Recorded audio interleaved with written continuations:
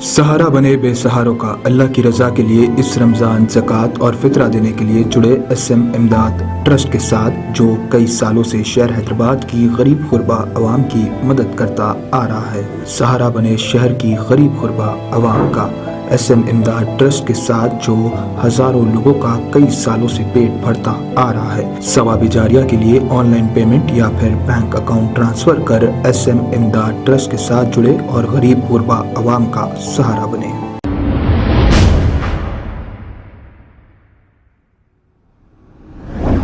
अस्सलाम वालेकुम नाजरीन, 7H न्यूज़ सच को रखे आपके आगे।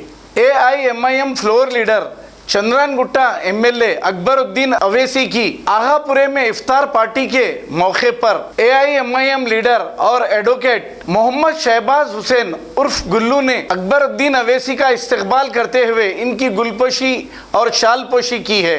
आइए देखते हैं ये रिपोर्ट।